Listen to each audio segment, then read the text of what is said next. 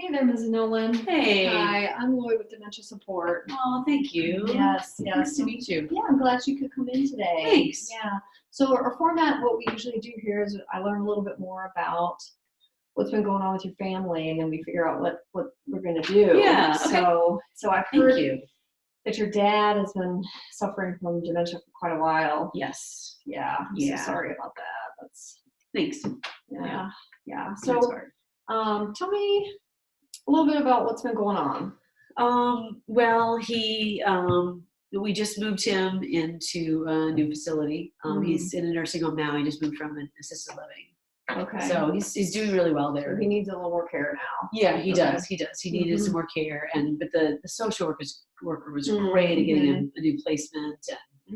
And we talked to actually a friend who's an OT who works at all the different facilities and knew this one. So good. Yeah, so this is a good one. Yeah, they get him. Good. Yeah. So what's the challenge been recently? The challenge I want to talk to you about is family members. Family. Yep. Yeah. That's so the common one. Yep. I have my two siblings are the issue. My one sister, I'm like her right-hand man. Like she really is primary, and I feel like my job really, she's everything. I feel like my job is to support her. We see that a lot with sisters. Yeah. Because sisters often take the brunt of the caregiving for people. Yeah. So it sounds like your sister's the one living in town. Or you both living in town? I moved back into town, but she's been doing it for so long that she was really the primary person, and then I'm her support now. Okay. Yeah. Okay. So good. That's working out. Do you have any more siblings? Yeah. So the issue actually is my other sister. Okay. Yeah, so basically, there's always that other sister, isn't there? Yeah, there is, isn't there? Yeah, yeah. Happens all the time. I see it all the time. Yeah, so she's the one who I think she's coming in and trying to be helpful, and so she was kind of, her deal was she asked what she could do to help, and so my one sister was like, you could actually come in and spend some time with him, and that would give us one day that we didn't feel like he wasn't getting a visit. That caregiver respite is so important. Yeah. So unfortunately, it has not done that at all. Oh gosh. Yeah. So it hasn't been helpful. No, because every time she comes in, she literally can't go and visit him without us. Oh my gosh. What is? Yeah, it's a given. Like she literally says, well, I'll be coming in around midday, and so you're gonna already be there, or what?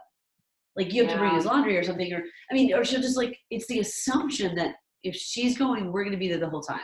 Yeah. So let me tell you from my experience, we see a lot of folks like that. A lot of siblings who something's changed with dad. His dementia is getting worse and worse.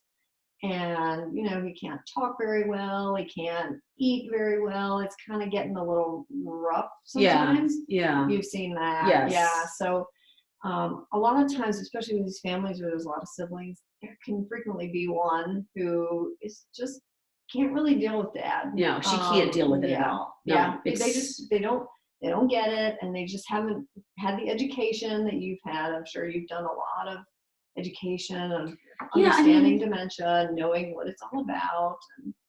Even if it's not like education, it's like I've just been with him and seen that he's there, right? You get it, and she just doesn't get it. Yeah. So generally when people are really uncomfortable around people with dementia, what they're uncomfortable with is they don't really know what to say or do. Yeah, that's her. So totally. Good. Yeah. So tell me about what things dad likes to do, or what he used to like to do. Well, he one of the things I was thinking of, like he totally, he's like, I'm just trying to think of like things that she could do with him. Yeah. So he's he can't really like look at our phones anymore on pictures. I mean, he can, but that's like a little bit weird. Motor skills change in dementia, so like and he just can't like focus on it too. Yeah. So I thought, well, he can look at photographs. Even if he doesn't like flip through them, she could like go over. Like he used to be our family photographer. Oh, nice. Yeah. So cool. My mom did that too. Yeah. So it's like he's the one that has like all the pictures. That was a big thing for him. Great. Yeah. So what you're gonna want to do is get some of those family photos together. Dad still likes looking at those, right? Yeah, you really have to do it with him though. Okay. Like he's not gonna like flip through photos. Great. So what you're gonna want to do is get a photo album together, just 10 pages or so of some larger family photos, because sometimes older adults have trouble seeing. So I should enlarge them? Yeah, you might want to. That might be easier for Dad. Okay.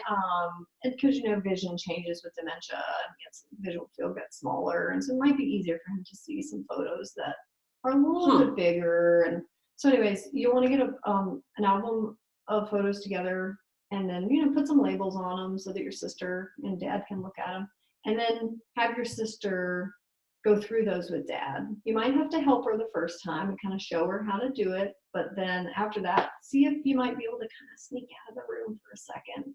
Okay. And see if she's a little more comfortable. Kind of give that support until you can kind of let.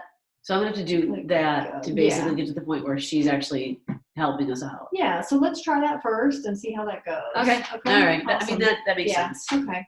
Thanks so much for coming in. Yeah. Thank you. With you. Appreciate it. Mm-hmm.